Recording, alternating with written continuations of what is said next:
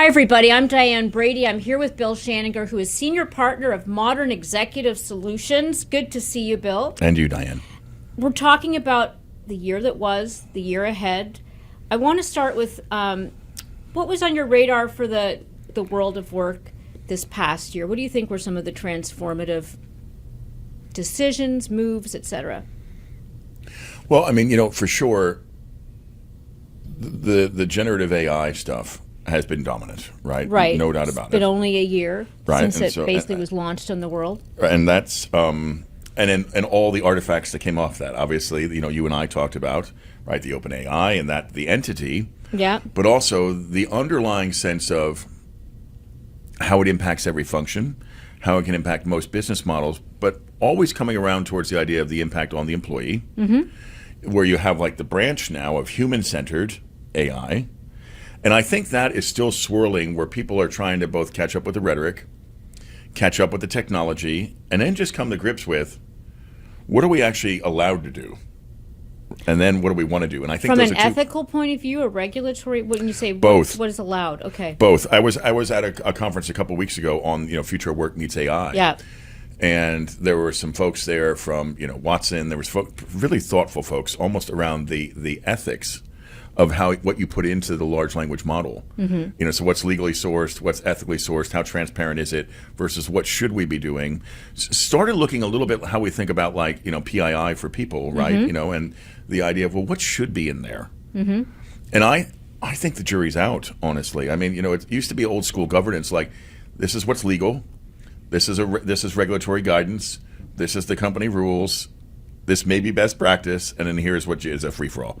I don't think we're clear on that just yet. If you're a leader in the AI space, when I've talked to people, they're either like they give you a tsunami of things they're doing, or there's a certain paralysis you sense of not quite knowing where to make your bets. Do you think that there's more clarity around that now, the people you talk to? I for sure think we're coalescing around some use cases. Yeah. I think if you were trying to structure it, maybe the first branch of that tree is, do we know what we know? Meaning that is the material that you could put into the LLM, is it actually right? Right. Right. So if it's open source, okay, that's just a risk because you don't know that everything in there has been validated and is true. If it's what you know, it could have been right.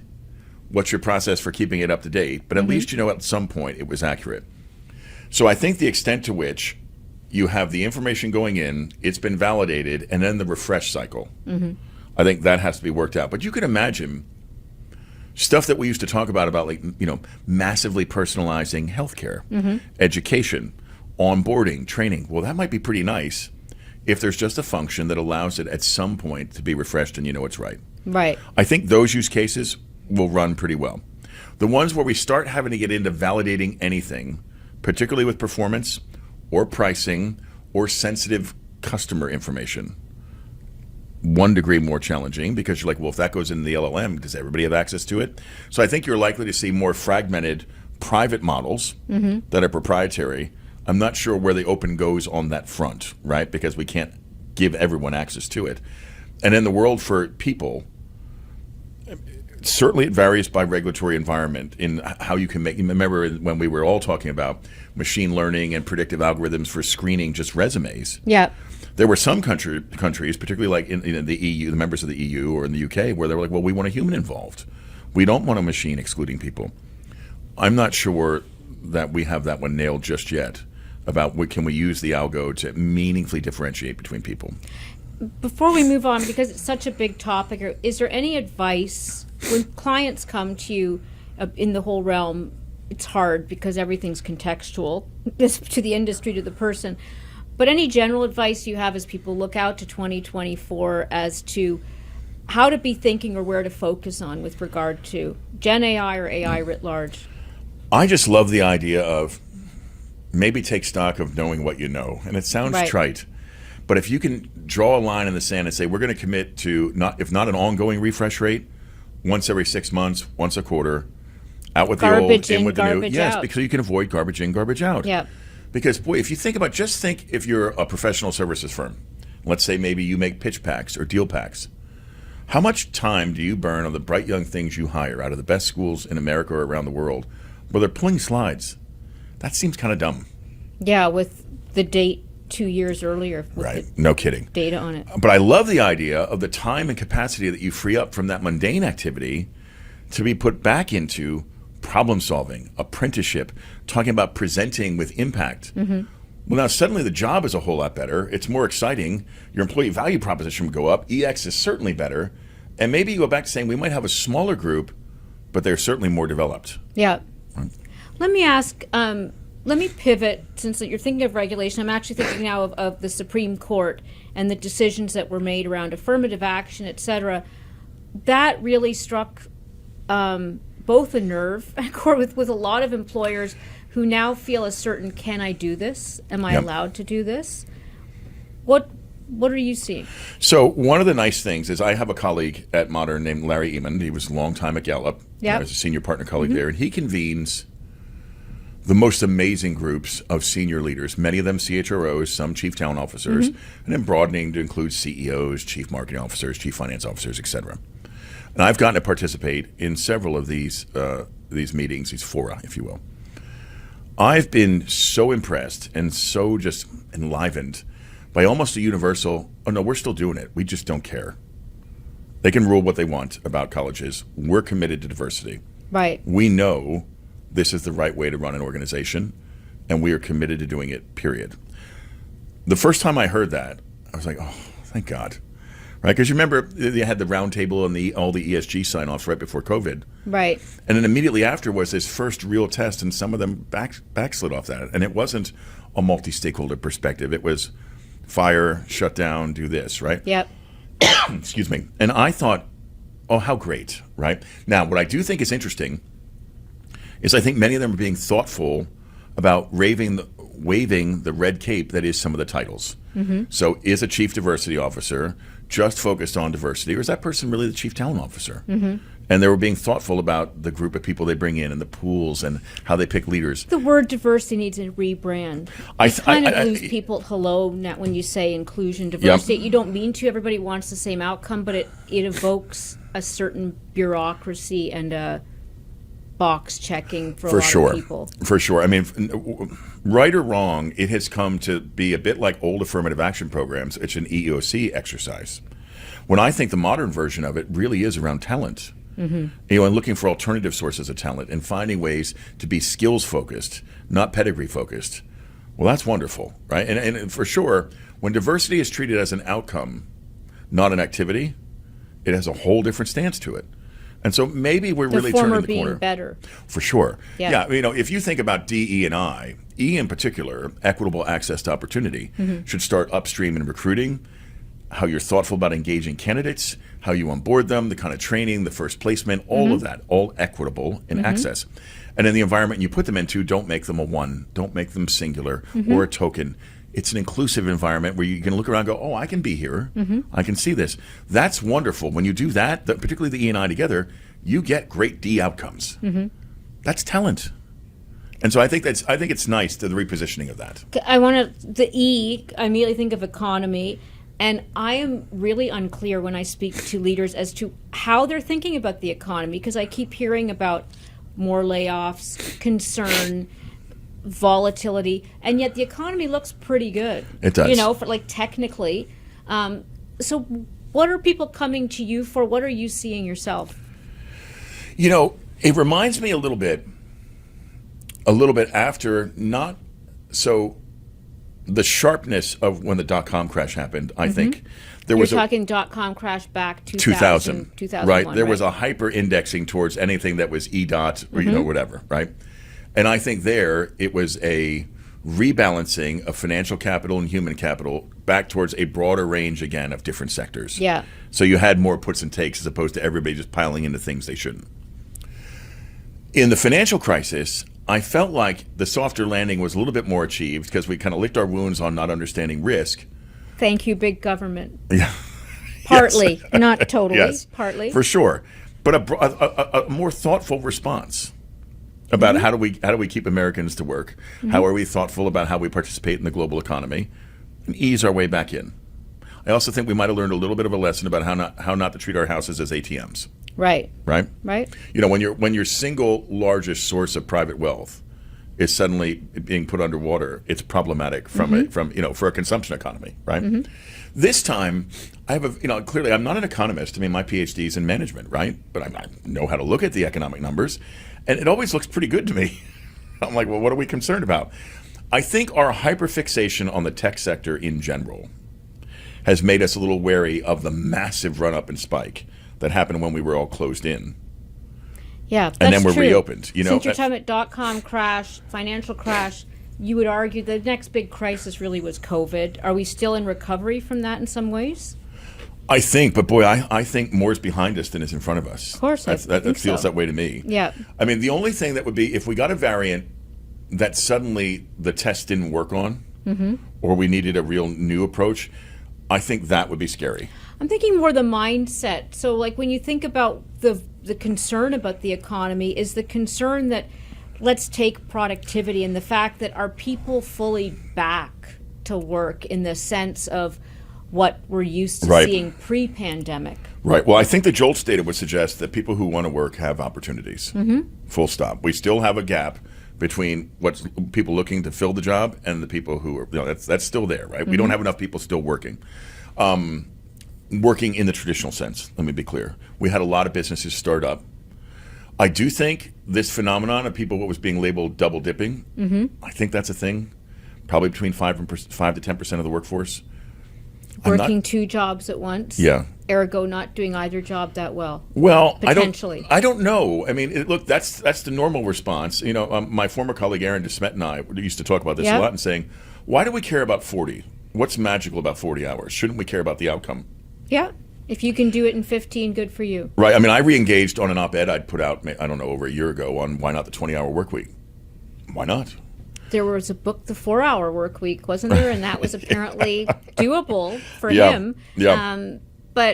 Well, I think what's interesting is you've got this division between the remote, the in-person. I don't know if there's a generational difference. There's been some indication that's the case.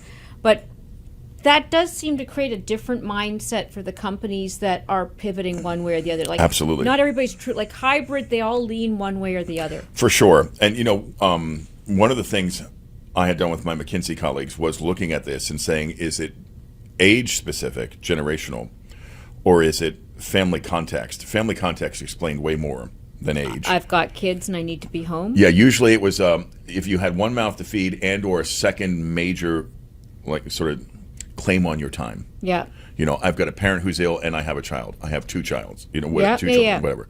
That was a big differentiator in terms of their willingness to leave without another job lined up, and their need and desire for flexibility. And flexibility here is the expanded version of what I do, how I do it, where I do it, with whom I do it, and when I do it.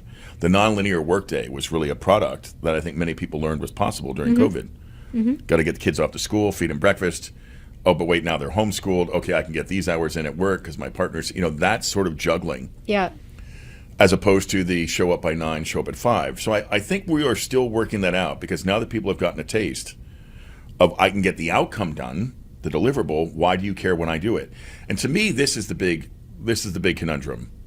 Outcome focused versus performative, which may or may not have the outcomes. Define performative because I don't think that's immediately apparent. Okay. Being seen to show up at a certain time, being seen at one's desk. It's like clocking, punching the clock basically. And it's not universally good or bad. I mean, I will tell you, I have a 24-year-old son who works in the consulting arm of one of the big four.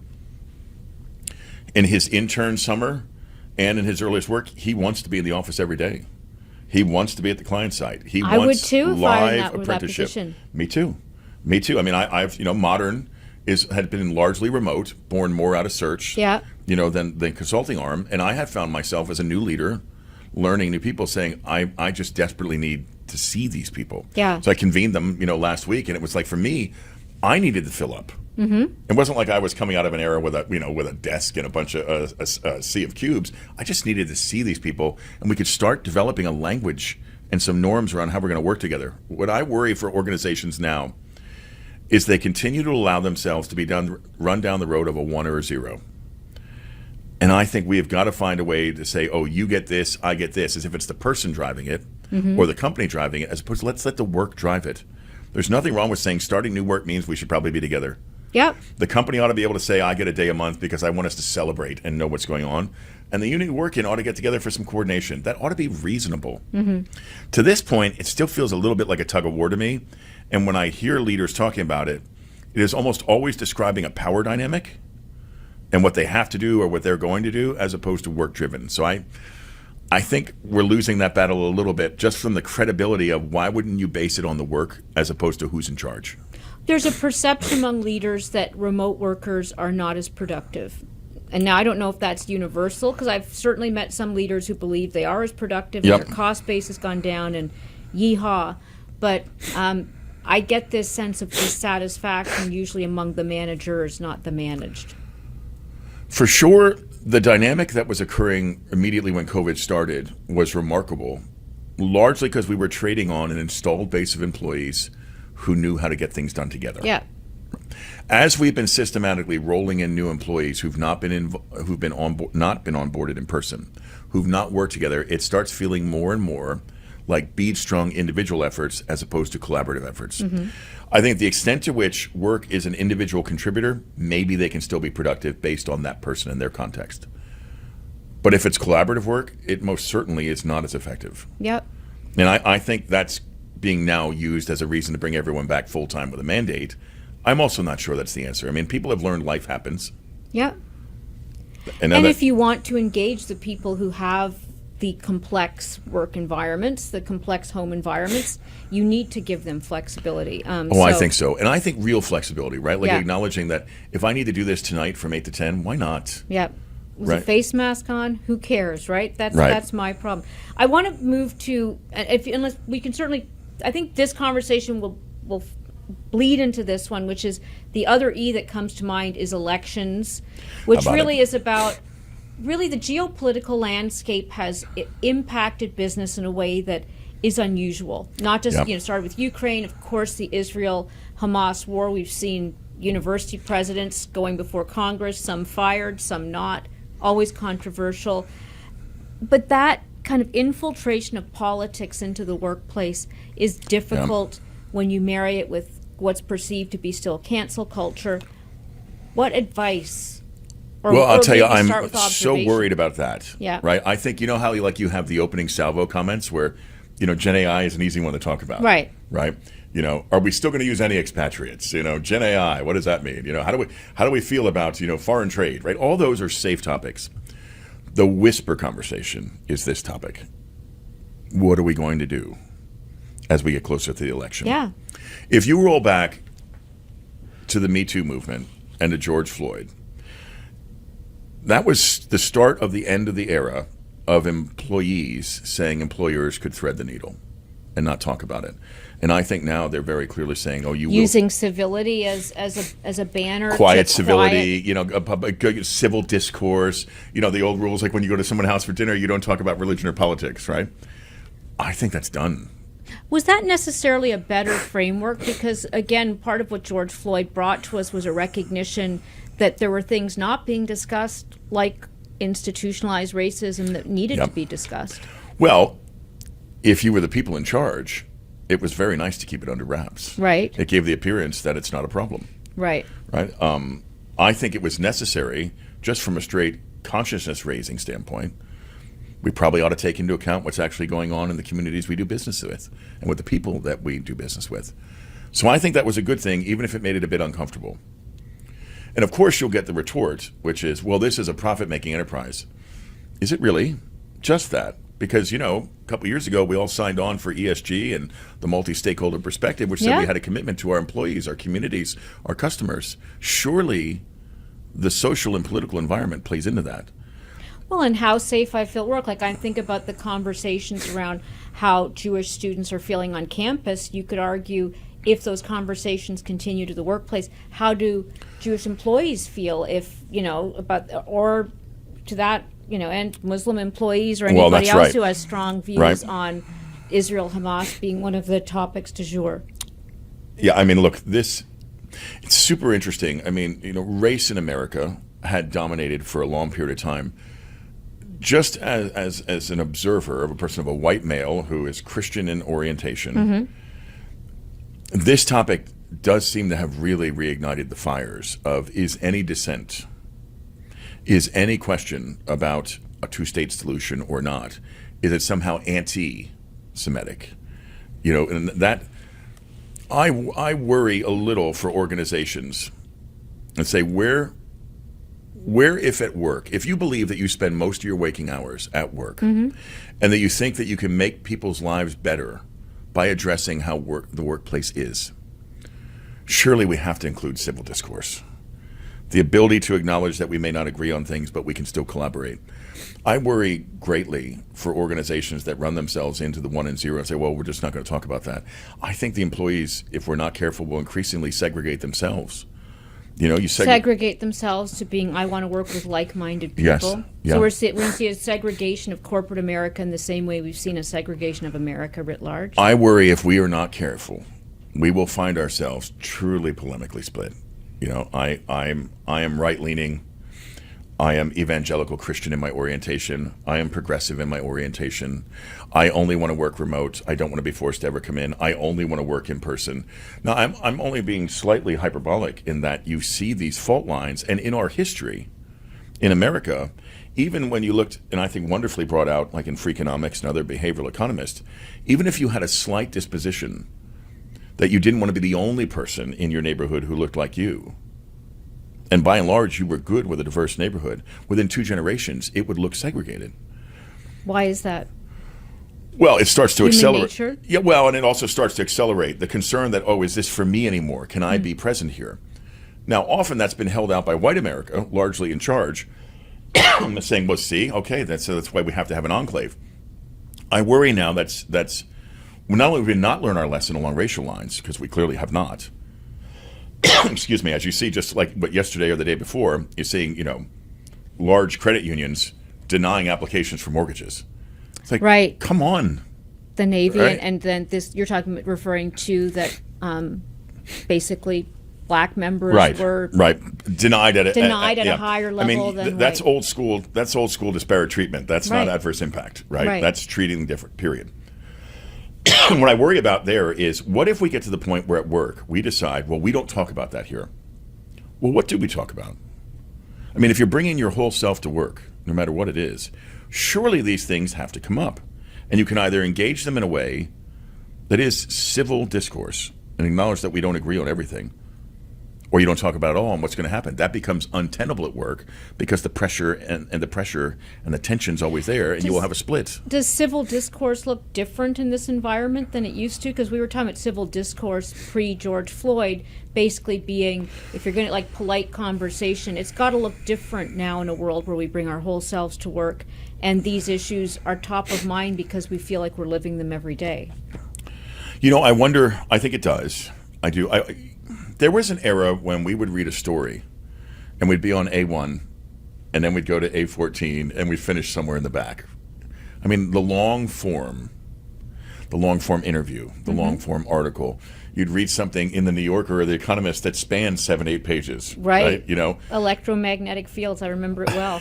It's just the idea everything you wanted to know. You wanted to understand it. And that actually allowed for a nuanced conversation. In a strange way, and it's not to knock social media, obviously it's here to stay, but the Twitterization. We think in 140 characters? Whatever it was, 168, 140, whatever it is. I mean, it's as if the tagline has become, with no understanding what's underneath it, and I think it's been to the detriment of our ability to problem solve, and particularly our ability to empathize with anyone who doesn't immediately spit out the exact same tagline. So it's an interesting challenge. I think it's a good one to kind of, create the full loop of the conversation, which is if I'm somebody who is hiring people, managing people in this environment, I want to create inclusion. At the same time, I don't want to create the sort of anger-based culture that we've seen outside of the corporations, sometimes inside. What do you do given the realities of how people think and the importance of these issues? Well, I think you can assess for it, for sure. I mean, certainly with my new colleagues, committed to assessment, real psychometrically sound assessment on personality, on triggers, right, on the kind of things that we derailers. There are different personality types that are open to new experience, comfortable with ambiguity, not neurotic, right? Not a narcissist. Right.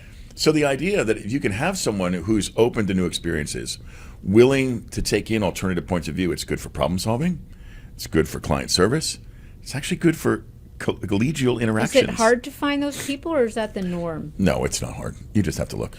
So you just have to basically screen for the people that are going to be... At a minimum, be thoughtful about the people you're hiring and in the groups in which you put them together. Right. I mean, a good mix, a good healthy tension is possible, provided with good leadership, good working norms, and also a group of people who are open to roll with it a little bit. And diverse groups moderate each other. I think so. You don't want to be the idiot in the room. Well, also from a risk standpoint, you definitely do not want homogenous groups. That's been proven time and time again. It's terrible for problem solving. Yeah. You rapidly coalesce around one decision because you all think the same way. So let's look ahead to 2024. Anything else that's on your radar, Bill, that you want to put on ours in terms of trends you're watching, people you're watching, or even industries that come to mind? I know we've talked about trends that really sort of permeate all industries at this point. Well, for sure, tech settling down would be nice. I mean, the real run-up, the unmitigated growth for long periods of time, then the resetting of the labor pool. Hopefully that settles down a bit, right? That would be good. I do think that's been good for other companies who always felt like there needed to be some insane premium for anyone with a tech background. That might be... Compete with the behemoths. Coming back to the pack might be useful a little bit. Are wage expectations in line with reality? Well, I mean, there's sector by sector and skill pool by skill pool differences, but I think we've gotten it. I think we're a little closer to what equilibrium is. I think maybe we can start trusting what the market is. I do think, assuming we don't have another bump in inflation, I don't think we will, in which case you can keep up. Right. I think we'll likely end up seeing a recalibration of higher education in America, leaning more towards a broader range of degree granting, non-degree granting, credentialing, and just good old-fashioned training. As they're facing the demographic cliff coming, which is the label they use in, Chronicle of Higher Education, 2026, both the number of boys not going to school and just the sheer number of kids to be at the age to go, they have to find their way into broader populace training and education that employers need. Offering opportunities to older workers, keeping them engaged. For sure. I mean, I'm a trustee at what was Moravian College, now called Moravian University. And they'll be, launching a new school of professional studies and innovation. And that's entirely saying part of what we do is educate the populace, but part of what we do is educate workers. Yep. And what's needed for that. I think that's a wonderful pivot for higher education to get into. I think so. It doesn't mean that the liberal arts orientation is a bad idea. Of course, helping people think more expansively is good for the world. But maybe a little bit more training too, huh? Good. So I think that one, and then I think the last one, I wonder if we aren't going to continue to see, and I think the UAW was the early marker of this, much more significant and much more pointed labor activism. Stemming from a feeling of being hard done by, or stemming from a different trend? Yes. Yes. Yes. I think the threat of ongoing employability, a sense that after, by and large, 30 years of underinvestment in training and development, and a sense that the bounce back in corporate, and particularly the iconic CEO salaries, we went to them, when COVID occurred, and we're with a little bit of a hat in hand saying, hey, help us stay open. Yeah. I'm not sure that at least in the discourse and what's being talked about, we've done enough to make them whole. Okay, interesting. Good trends to watch. It's always a pleasure to speak with you, and thanks for joining us. Well, thank you.